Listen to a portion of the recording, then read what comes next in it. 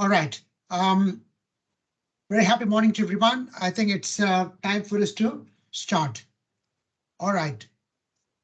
See, today I'm going to teach you one of the most important and fundamental pillar of information technology processes, which is called change management. Change management is such an important IT pillar without which the entire information technology processes cannot be managed, and the whole objective of ITSM is to create a responsive IT environment and stable IT environment. These two are the verbs, responsive and stable. When you want to ensure that the whole IT environment is responsive and stable without a complete and comprehensive change management process being in place, it's impossible for any IT head to manage the entire ITSM business processes as per the objectives. All right. Now, if you recollect quickly, what is that we have so far done? If you recollect, we have started with some fundamentals of ITSM, okay, and then learned what customer service is all about. How do you go about identifying your stakeholders? But then we moved on to the top 12 ITSM processes. And in session 1, with respect to the ITSM processes concerned, I've covered what is vulnerability. And session 2, we've done the performance and tuning. Last session, I've covered the production acceptance. But if you were to recollect very quickly, the moment we talk about availability, what needs to be in your mind is that availability can be looked at from the system perspective as well as from the components which form the system, right? From a customer perspective, it is always the availability of the system, which is the uptime, okay, of the entire system. But from an IT organization perspective, from a network engineer perspective, from an application manager perspective, from a network security specialist, you need to look at the various components uptime. Only then the system uptime could be met. So availability can be measured in terms of uptime, percentage, downtime, percentage. Uptime could also be measured in terms of the rolled out week uptime. Okay, 4 weeks, 6 weeks, 8 weeks. It could also be measured in terms of an MTBR, which is the mean time to repair. MTBF is the mean time to failure. Okay, so those are critical things that need to come into your mind. But availability can be set up as a larger processes using the 7R technique. That's what you should remember. Okay, fine. Now, when I started teaching you on the performance and tuning, the performance and tuning and availability has a very, very close relationship. Performance and tuning becomes a subset of the availability, but although performance and tuning speaks about the throughput, which means the number of transactions that are required to be processed per second. And if you don't track the throughput and the response in terms of the microseconds or milliseconds that is being conceived by a particular transaction to get over, both refers to performance and tuning. But this might actually lead to an availability related issue in case if you're not tracking it very properly. So performance and tuning, you need to look at 5 important pillars on which the performance and tuning will have to be monitored. So first pillar is your server pillar. Second pillar is your backup systems. Third pillar is your network. Fourth pillar is your database. Fifth pillar is your desktop. So all these 5 pillars are critically important, and performance and tuning is one of the most complex processes which needs to run across all the platform. But what you need to remember is that the complexity of the skills that are required is high order magnitude here, because you got to have different kinds of servers, the operating systems, the backup solutions, network technology, the database heterogeneity, and your desktop management. So you need to have very, very different kind of skill sets that are required to manage. But what you got to always look at here is that when you talk about performance, it is the throughput. Throughput refers to the number of transactions per second or number of transactions that are processed per unit time. And what do you tune? That's very important. You need to know the tuning is something where you got to keep looking at, is it the percentage of occupation, right? The percentage that particular subcomponent is occupied. It could be 70% of your processor is occupied, 65% of your RAM is occupied, 90% of your hard disk is occupied, 70% of the database volume that you initially set has been occupied. So which means you got to have a constant lookout. It's not a one time. You need to have a constant lookout for ensuring that the tuning is done regularly in order to provide a stable and responsive environment, because that's a overall objective. After all, that's what the ITSM is all about. Fine. Now, if you're looking at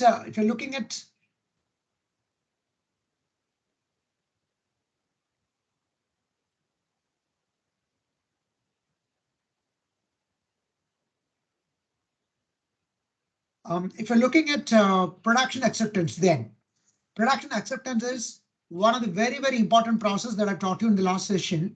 Production acceptance refers to the ability to develop a system whereby any software, whether in total or a part of the software, when it is launched to the stakeholders for regular usage, one has to ensure that you have the comprehensive acceptance of all the related stakeholders, and you need to have a very tremendous amount of a documented system to be in place. But there are certain important things, though. There are 14 different steps through which you as an IT system manager can establish a production acceptance as a process. There are certain components you need to keep in mind. One, who would be the champion, right? Executive sponsor for production acceptance. It's always better in a larger organization or in a culturally backward organization. CEO or MD should be the champion, right? In a very larger organization where the cultural aspect is pretty much where there are quite a lot of the acceptance is done, where people at various levels are allowed to take decisions. Then for a production acceptance, CIO can be here championing the process. But now in a production acceptance process, you need to have a very, very clearly defined acceptance, the templates and systems that are required, so that every stage, at the time of launching, you will be in a position to document the overall comprehensive approach followed, including the performance of the systems and the components that you have started adapting at the beginning. And you need to look at it from the perspective of whether the system is so larger, can I have a pilot system in place? The pilot system is something which is going to help you to calibrate whether the larger system that you want to deploy can be quickly recognized for its ability to penetrate into the larger audience. So the pilot system is something which will be scaled on a smaller proportion and with limited number of people, where you're going to try out and see whether the overall objective is met and the system is flawless. But when you do the piloting system, you're going to gain a lot more acceptance from a smaller audience who can actually become a marketing points for you, who can go across the organization and tell the other people that there is a new system which is coming up and the system looks very, very good. So when a smaller amount of audience can actually go and talk to a larger audience, then when you actually roll the entire product into a larger audience, it becomes quite easy for you. So from that perspective, the production acceptance becomes extremely important. Fine, all right. Now, the software is launched. It has gone into production. Now, how will you go about performing changes? That's what it is. How will you go about performing changes? That's something which you got to look at it, clearly. And that's something which now I'm going to talk to you as the change management. Okay. Change management is something which is going to help you to ensure that the system which has already gone into production, right, is dealt very carefully in a systematic manner when changes are performed. When I tell you changes are performed, the changes can be a smaller upgradation, or it could be it could be a full launch of a software, or it could be an addition of new system in order to expand the capacity. But how do you go about ensuring that changes are performed in a planned manner where the production, already the system is in production, which ensures that there is no sabotaging or disruptions of the system which has already gone into production. Okay, so that's what you will have to understand from a change management perspective.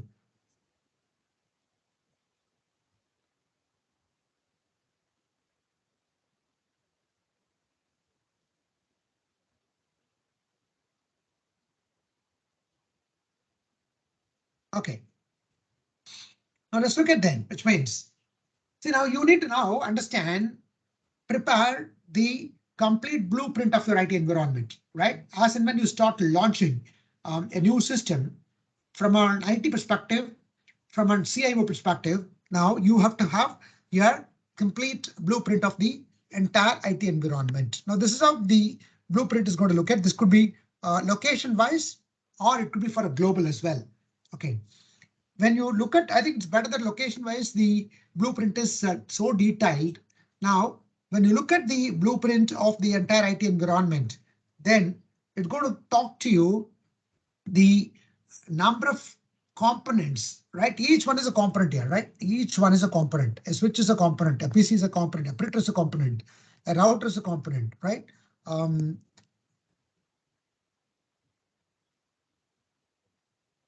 A middle layer switch could be a component. An internet could be a component. So these components, how they are going to talk to each other. But now, please remember, every time when you're going to add a hardware, there is going to be a software as well, because hardware is not just going to speak to by itself. It is not going to operate, by itself. So every time when a hardware is added, then the software is also added, right? So what is the change that you're going to introduce, and how are you going to introduce that change? When you're going to introduce that change, what is the impact of the change? That is something the change management is all about. It's a pillar for the whole IT system. Now, the change could be as simple as a router, that you have a Cisco router, which has perhaps been bought from Cisco. It could be a 3640, or it could be a higher order router as well. When you buy a router, the router is going to come along with an iOS, which is a software into it to manage the functionality of the router. But now you might probably have opted for a 1-year warranty. So first 1 year, you need to keep tracking with the vendor that when and all the iOS is upgraded, because every software is today susceptible for attack. So the manufacturer and the designer is always on the constant lookout for upgrading the software in order to ensure that the software flaws that are identified by the cryptanalysts are continuously patched. So when the new version of the software is rolled out by the manufacturer, how will you introduce that change into your environment? That's what change is all about.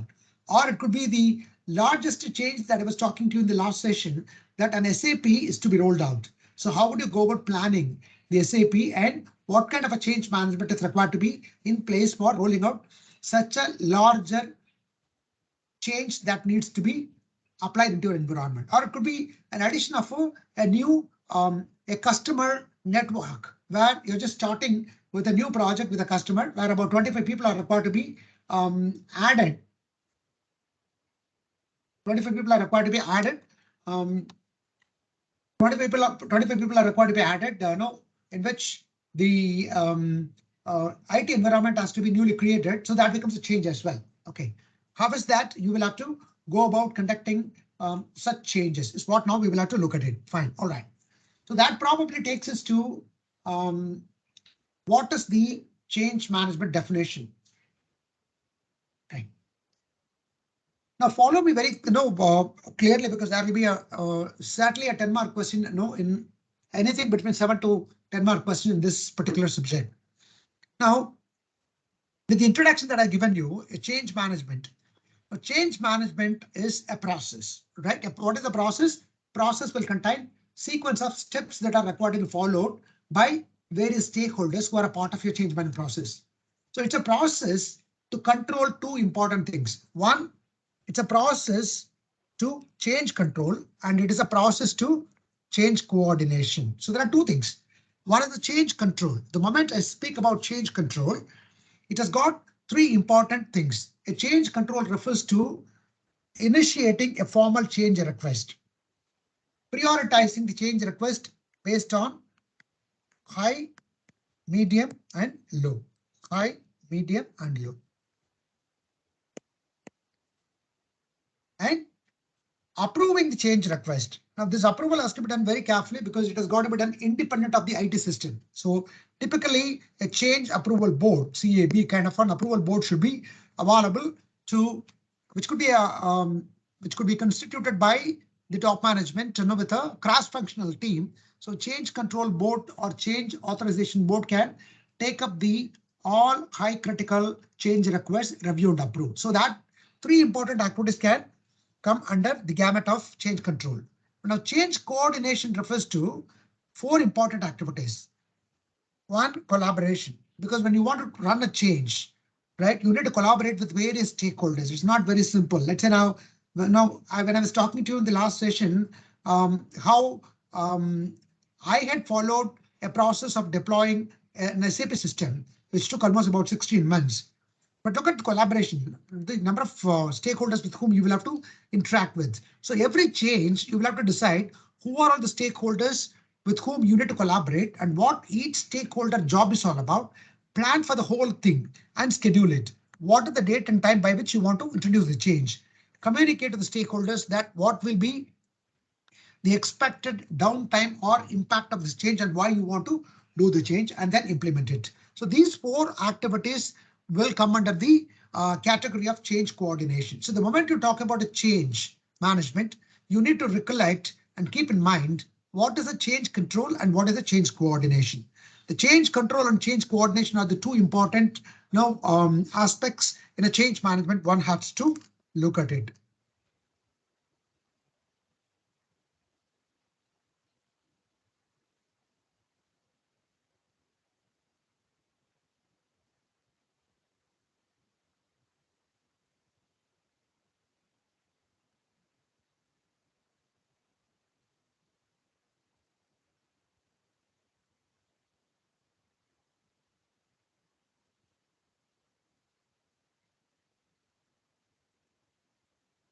All right.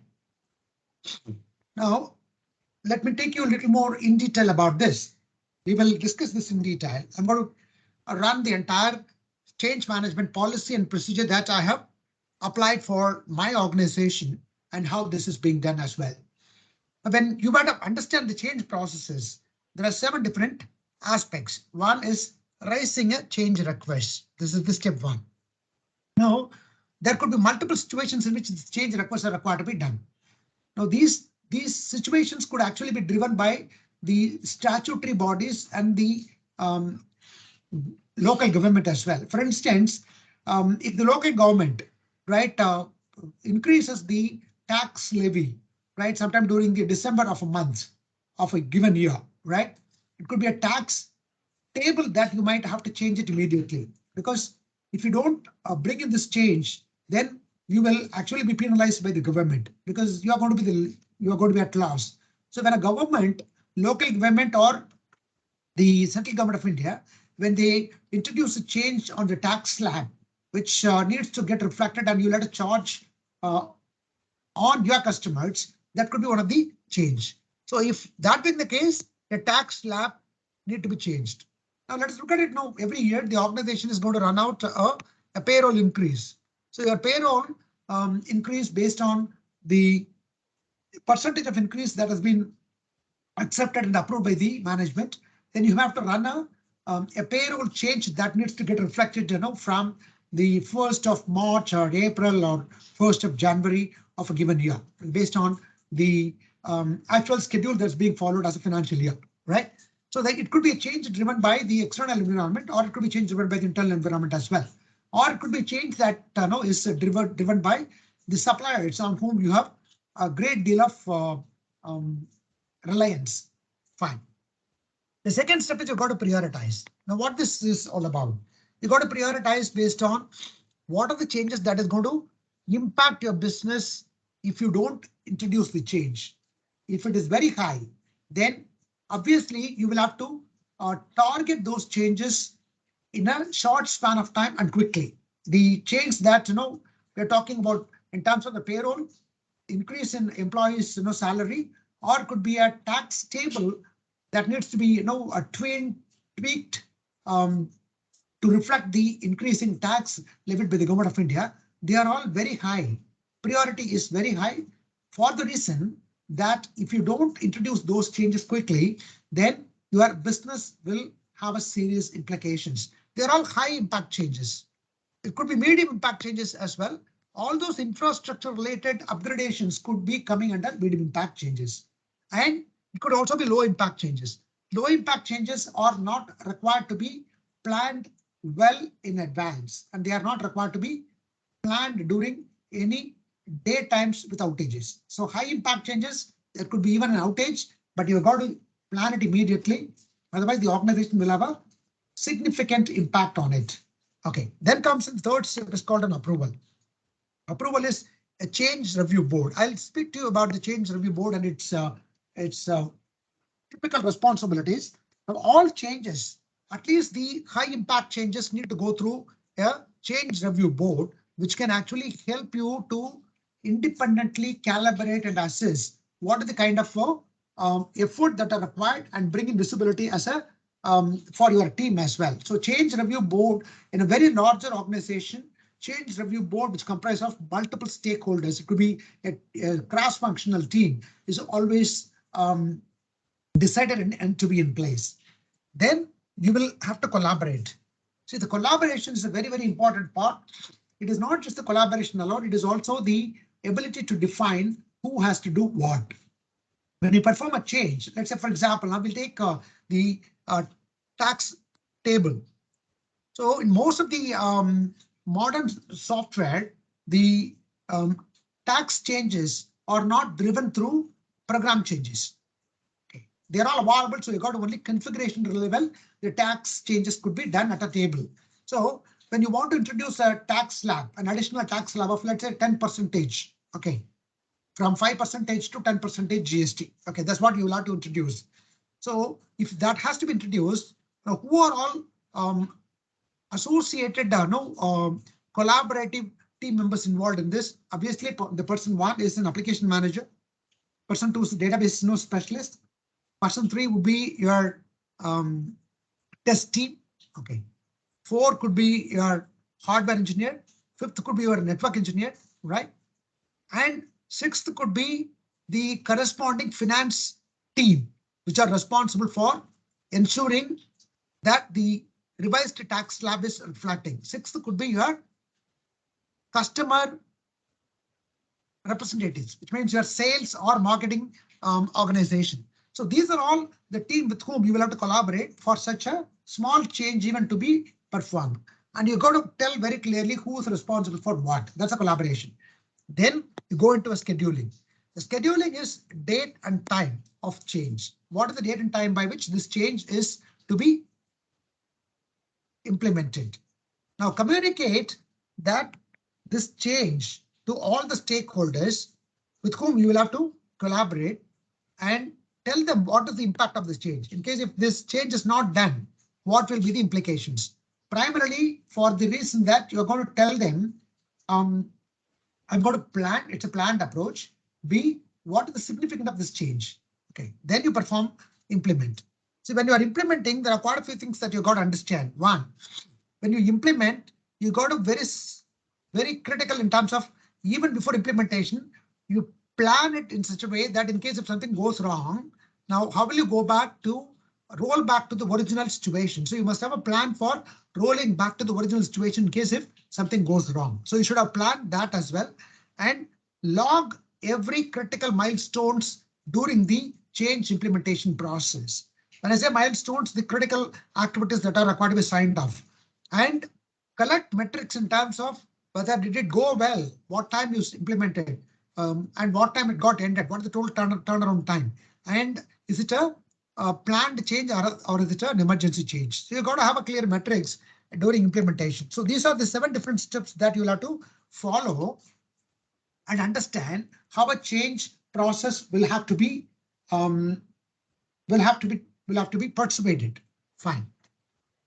Now I'm listing you some of the feedback that has been collected from a global survey in which more than 40 larger organizations have been involved.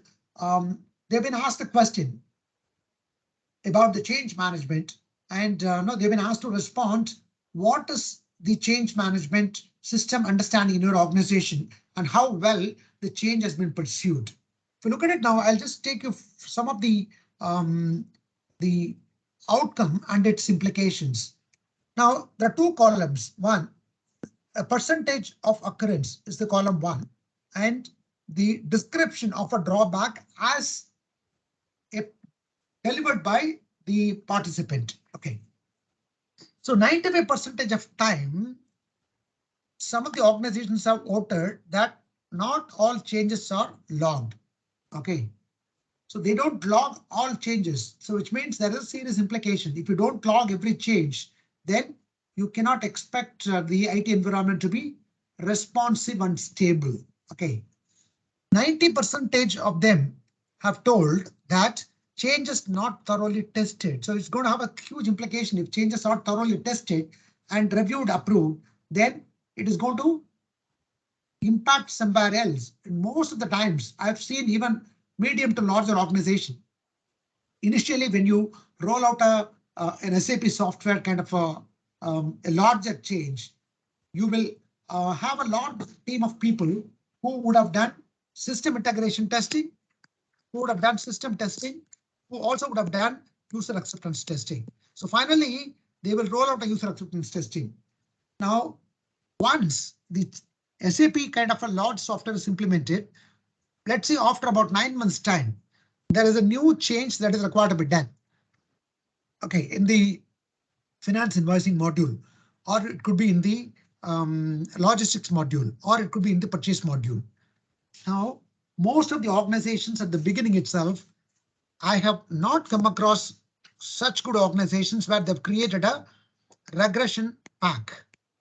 A regression pack, because you've not created a regression pack, later 7 months from the time of the original implementation, when you wanted to introduce a new change, the biggest problem is that you will only start testing on the changes that have been done. But now you also will have to test those functionalities that have been earlier rolled out, which have not undergone for any kind of a changes. Have they been impacted because of the new change that you are introducing? If you were to do that without a regression pack, you cannot do it. So changes are not thoroughly tested. If you don't test the regression pack, if you don't test using a regression pack on the impact of the functionalities that have not been affected by this change, now what is going to happen? It's going to create a chaos on the production environment where the functionalities that have not undergone for modifications can also start creating defects, and that will probably create such a big chaos in the organization. 80% of the people have told that there is a lack of enforcement, which means you have not defined what change management policy is all about and what change management procedure is all about. There is very smaller understanding between policy and procedure, but I will take you through line item wise what a policy is and what a procedure is from a change management perspective. 75% of the people have told that lack of effective communication within IT team. And if you go further, 20% of them have said process is bureaucratic and not user friendly at all. So this kind of an organization where there is big chaos, right? Where changes are not structured and they are not implemented. So what does it tell you? It tells you that globally change management is not perceived as a process in many organizations. So it becomes imperative for you to understand how change management has to be set up as a process and how it has got to be driven. That's where ITSM can help you to take you to one level above as a great manager. Fine. All right. Now let's look at. There are 13 different steps involved when you wanted to introduce a change management process. Fine. Now the step 1, it's identification of a executive sponsor. Now, who will be the executive sponsor here? Ideally, in a smaller organization, it is always a CEO. I've ensured in my organization, it is managing director. It is primarily because of the reason that the culture. So you got to understand if the culture is such that they give you a leeway and you got the free going culture where many people are authorized to perform, then it could be a CIO.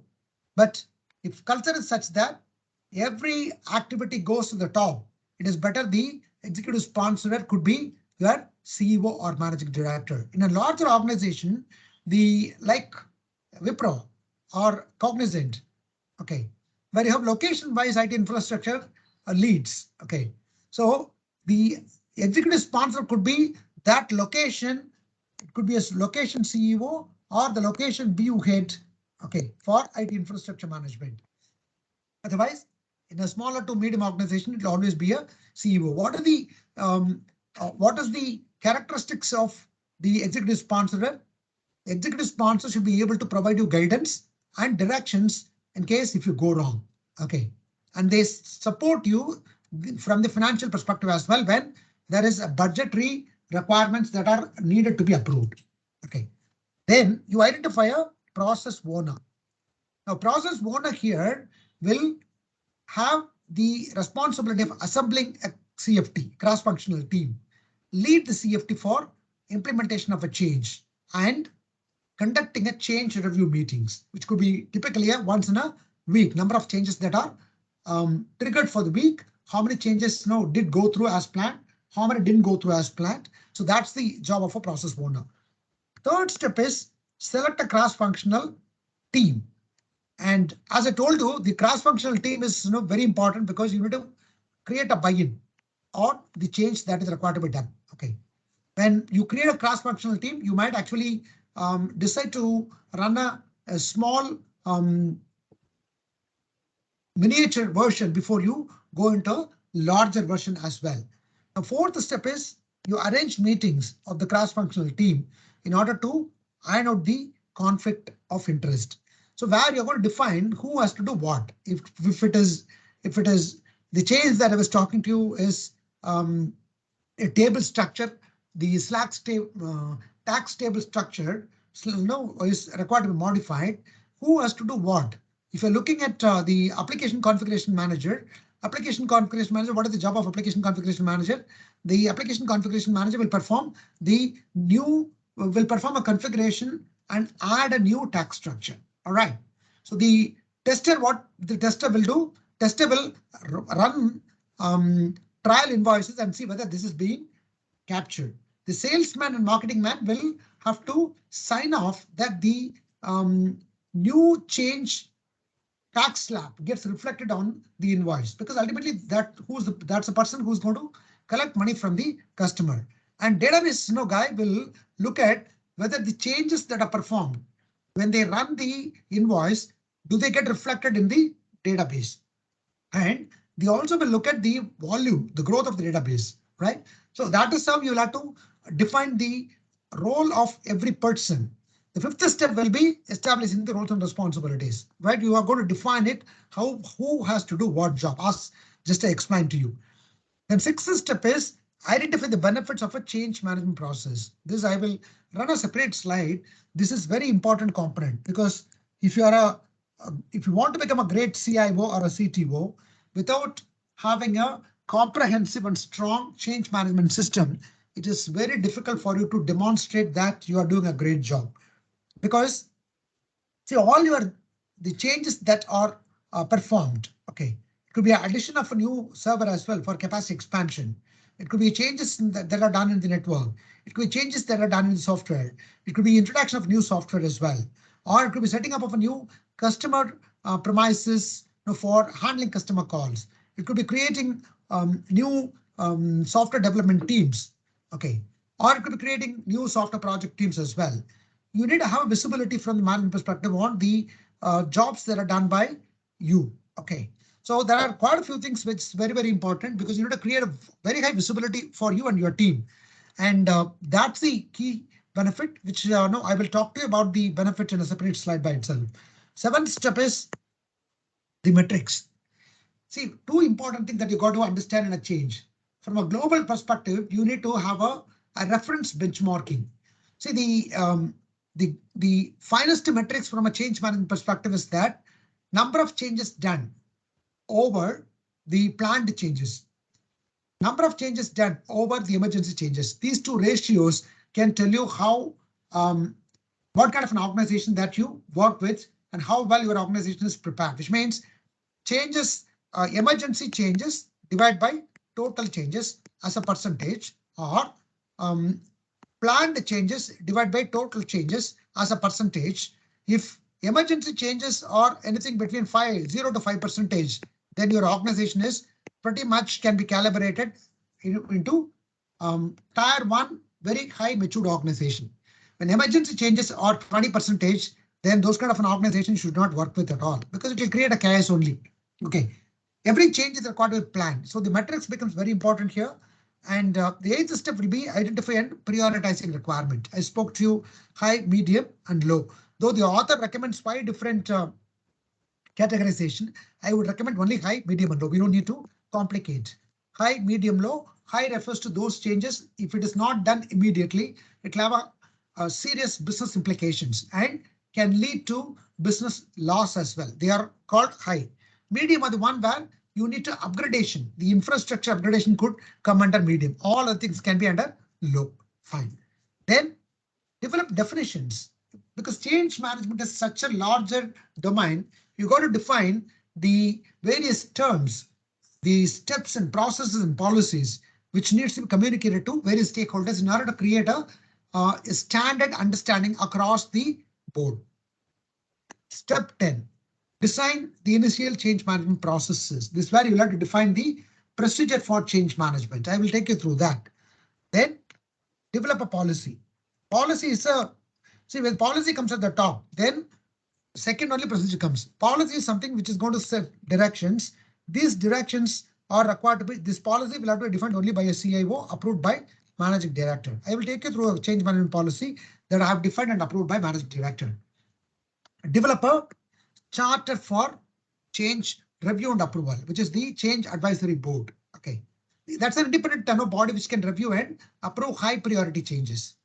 Step 13 is use the change advisory board to continuously refine and improve, because more and more changes are being structured and they are routed through a change database. Then you will have adequate information and data for you to plan for improvements. This becomes a continuous improvement process. Plan, do, check, act. So this is a dynamic cycle where the change management database can be used for improving further things. All right. Now, when you want to create a cross-functional team, ideally there are 6 to 7 different roles. Okay, for which you will have to define the responsibility.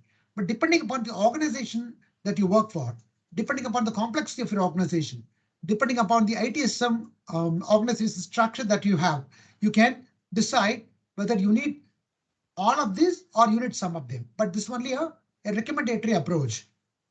If you were to create a cross-functional team for managing the changes, the first role is an executive sponsor, which is typically your CIO or MD or CEO. Okay. In some cases, it could be a business unit heads as well. So executive sponsor is somebody who's going to provide you overall direction, support, and approval for the finances that are required. Okay. Then you can have project manager. A project manager can be, the role of project manager is to manage the change. If it is a very larger project, if it's a very larger change, you will have a project manager. Like I had 2 different project managers for an SAP rollout, and one for a IT infrastructure. The one is for the SAP by itself. In fact, I had 3. The third one is for a CRM, okay, which is a very comprehensive 200 user CRM to be done on the cloud. So I had 3 different project managers. You can decide not every small change require a project manager. A larger change might require a project manager, and the project manager will be the custodian in terms of driving the entire project. Then you will have a process owner. Typically, it is your IT infrastructure manager will be process owner, or it could be an application manager, could also be a process owner, or network manager could be a process owner based on the type of change that you are coming out with. You can also introduce a management owners as well. They will manage and support process owners. But now this is only for a very, very larger organization, not for a smaller organization. You can have process contributors, subject matter experts. You can bring in subject matter experts when the change is such a larger one. See, now this is something which you can decide as a strategic move. For instance, when you had tougher environment, the sign off from finance is not coming through. Let's say now you want to introduce an SAP environment, SAP for finance, but finance team is so tough that they do not want to sign off. I used to know this strategy quite often, where I invited subject matter experts from an external, someone who's at about 70 years old, okay, who had managed more than 30 end-to-end SAP financial systems. When you introduce that kind of a person, subject matter expert, who comes and tells you that this software SAP that you're going to roll out is absolutely good now, then your own internal team, which is going against you, will not be able to speak. And because this subject matter expert is also going to speak to your executive sponsor as well.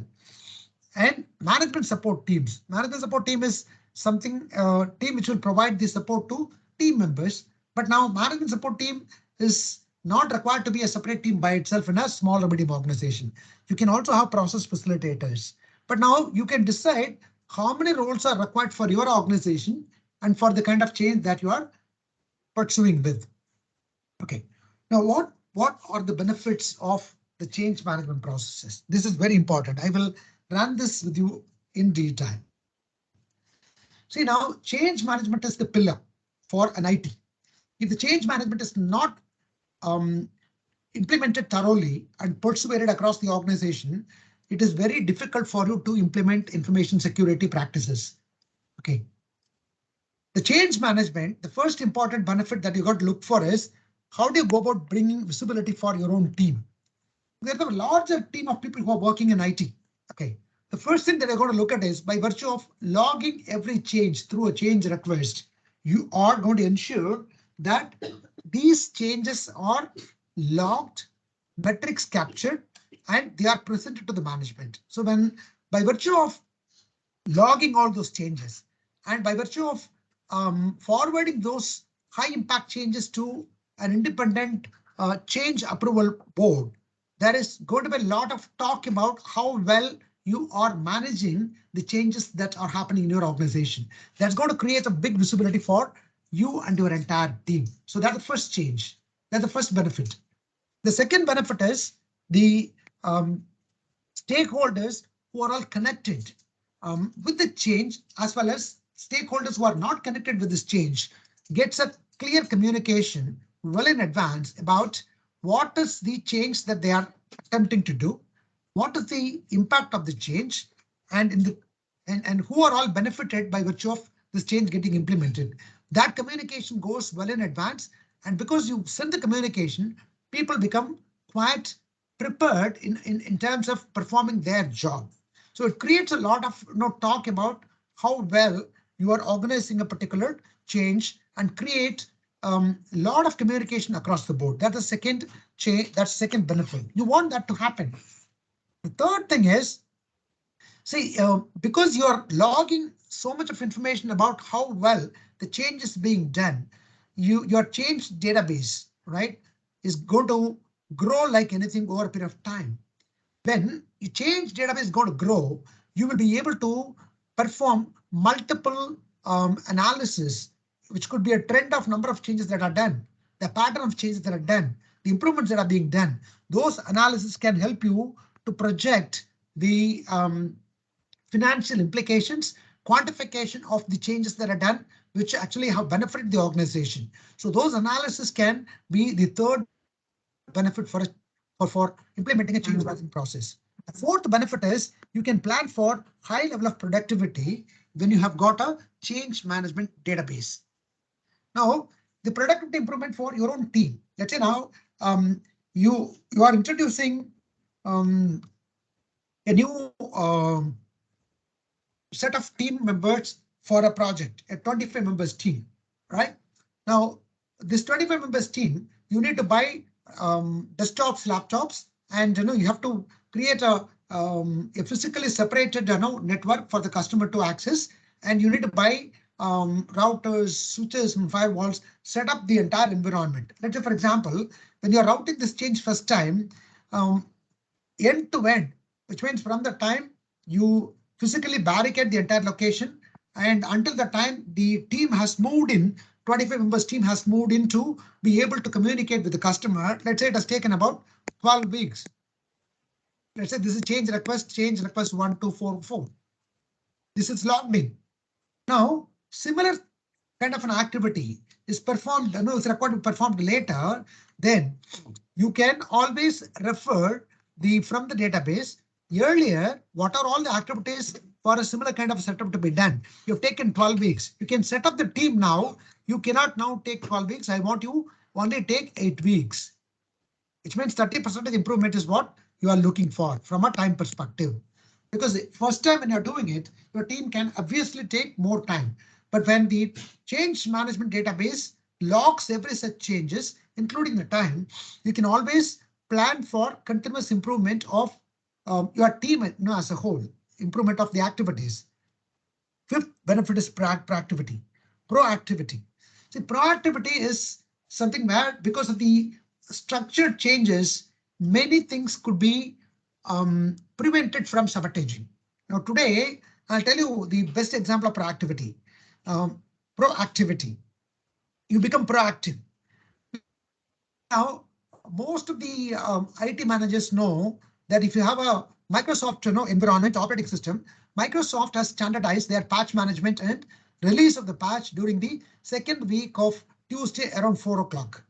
Now, you know that Microsoft, when they launch their patches on Tuesday, second week of every month at 4 o'clock, now 6 o'clock, the same day, you're going to apply all high critical security patches. So which means you set an expectation in the organization that every second week of the month at 6 o'clock, right, there is going to be an application of the security patches on all servers. So that's what proactivity is. So by virtue of a structured change management, you and your team can become extremely proactive. Sixth benefit is stability, because you are going to roll out changes in two different dimensions. One, a planned change, other one is an emergency change. Now, every plan, when you're going to do a planned change, or even when you're going to run an emergency change, you're going to plan many activities. If something goes wrong, how will I go about rolling back to the original state? So you will ensure that the production environment in which people have been already moved into one particular set of assets and they've been using it, you will not disturb them, right, without any formal communication unwantedly. I think that's a stability is never disturbed when you plan a change in a nice manner. Okay, so these are the 6 different benefits of a change management processes. That's why it becomes a pillar. Change management is a pillar. Fine. Now prioritizing, I would actually only look at, I would recommend 3 different categories. Though the author recommends 5, I will recommend when you prioritize a change, high, medium, and low. I will only 3 category of prioritization. And you got to understand, though there are parameters that the author says this need to be considered, but I'll tell you what is the parameter that you will have to look at is a change will be considered as high when the change is not implemented immediately, can have serious impact on your business operations. Okay, which could be a loss of business, could be a loss of profit, loss of productivity, loss of operations. They are all high impact changes. Medium impact changes are the one which could be predominantly categorized into the scale up operations. The scale up operations are one where you're going to upgrade your infrastructure. All other things are low. So that's how you'll have to look at prioritization. Performing a key definitions. the definitions for the change management, you will have to look at it. The definitions are documented and communicated. Now, so that people understand and there is no difference in terms of wrongly understanding a terminology. If you have defined definitions and defined the steps that are required to be performed by the team members, communicated to them, trained to know the stakeholders with the actual definition and the steps, then there is no second no thought, right? There is no difference of opinion. There is no misunderstanding. So you can define quite a lot of terminologies. You can define what a change management is all about, what a change control is all about, what a change coordination is all about, and what production changes are all about. You know what change management is all about now. It's a process to control and coordinate all changes, right? Change control refers to raising a request, prioritizing a request, and approving a request. And change coordination refers to collaborating, which means facilitating and talking to various stakeholders, scheduling it, the date and time by which the change would be done, communicating with the stakeholders. Production changes are those changes or activities which are planned to be implemented in a software system or in a hardware system, which is already gone into usage by multiple stakeholders, right? That's a production change. Fine. Now, I will have to take you through how a change request will look like. Okay. Now, what we will do is I will stop here because okay, we'll go up to another 5 minutes. I'll take another 5 minutes. Then we'll go into 10-15 minutes the quiz for the last session and then proceed. Fine. See, I'm showing you on the screen a change request that I have designed and implemented. Okay. See, when you're looking at change management process, there are 4 important things that you got to look for. 1, the scheme of priority that we spoke about, change request template, review methodology, the metrics that you will have to collect and compile it. Now, this is called a change request, or you call it the change management request, CMR. Okay. Now, this belongs to this company. There is a logo, right? And if you look at it, I've also stamped a label called confidentiality, restricted circulation. Okay. Every information on its origin that requires a information classification labeling. Okay, this is a restricted circulation. Not everybody should have this available with them. Now, in the change request, when you're logging a change request, the first thing is that you're going to tick whether this is a regular change or is it an emergency change. Right. Emergency changes with no organization can evade from emergency change. Emergency change will happen, but how many changes are emergency changes over the total number of changes that are performed matters a lot. If it is anything between 0 to 5%, then it is you are into an organization where the order of maturity of your organization is pretty high. Then you create a number, a change management number. You can have your own taxonomy, but you'll have to define a taxonomy how the change request number can be done. The change request number can be as simple as CR001, or you wanted it to be very clear that I wanted it to be a CR and I wanted to reflect a location, Chennai. I want the change request also to reflect the customer. If it is for a customer or a BU, then you can also have a BU code. You want it to reflect the month, then you can have let's say September 2022, then you can have 001. So you can decide on what is the taxonomy, the naming nomenclature by which you wanted to generate a change request number, the date on which the change is requested for. Okay. Some of the changes it might require a customer approval. If it's a customer environment where you got to say now, the organizations, tier-1 organizations where you offer a lot of projects to your customers, but you have multiple customer support team, right? Multiple project teams. These project teams are managed by the customers. So when you want to introduce changes in the customer environment, the change request, this change request will be approved by the customer. See, look at it when you define a system like this and it goes to the customer will appreciate. So does it require a customer approval? In that case, you must ensure that the customer mail is also embedded here. Then you document a change description. What is the change that you're looking for? A change that you're looking for is introducing introducing a software patch for revising the GST tax slab from 8% to 12%. That's your change description. What is the trigger for this change? Document what is the trigger. This is very important because why do you need this change and who has triggered it? This trigger for changes the regulatory environment, right? A regulatory environment in which the local government, which is the Tamil Nadu government, has enacted a change in the taxonomy of this tax structure. Now, highlight of the test results.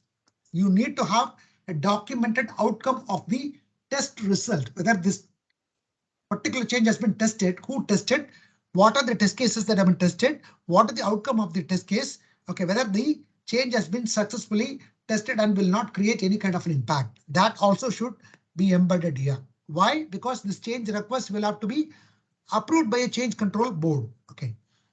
Downtime. Do you expect a downtime?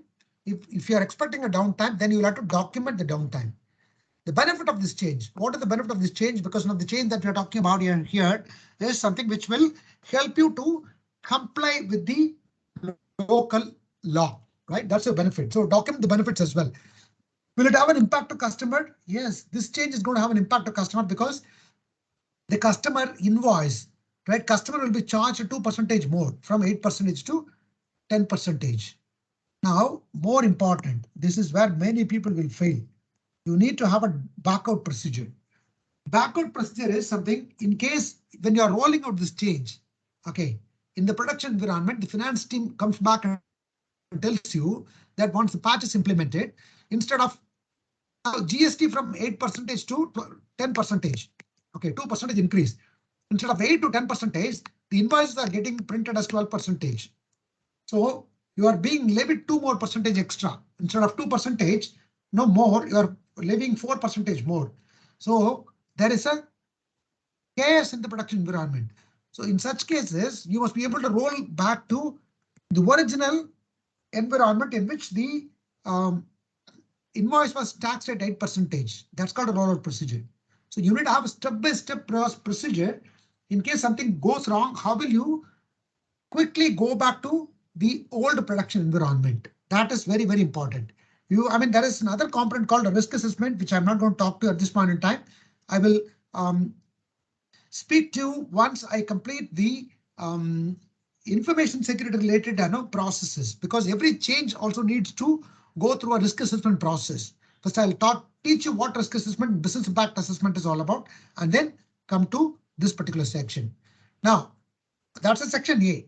Section B is you will have to plan as a project manager which are all the activities that are required to be done, right? If this tax slab has to be revised, then what are all the activities that are required to be performed? Who will have to perform that? And the date and time by which they have to perform. Okay, and the status of them, they are all required to review. With all this, it has to go to the change control board for their review and approval. Once they approve, then you can communicate to people. Then your team will have to track the actual implementation of the status, which needs to be reviewed by an independent authority. Every change is required to be reviewed by an independent authority for its effectiveness. An independent authority, let's say, for example, this is change that we are talking about, where you are introducing a tax slab increase, GST 8% to 10%. This change, who should actually review independently? Sales team. So you must actually request a sales team to review this change, and they must vet whether every invoice that has been generated after the introduction of this change has got 2% increase from 8% to 10%. That's how the change will become effective. If they review independently, and then they must tell you the change is effective or change is ineffective or change requires more action. Then finally, you can estimate the total turnaround time. It's called TAT. This change has taken about 14 days. So every change request will have to capture all these kind of information so that the entire change database will log so much of information for you to use them in order to ensure that the entire change is planned well and the changes are approached well. You can use the information in terms of planning for further improvements, create a visibility for the entire team as well. Okay, now what I do here is at this point in time, before I move on, stop here.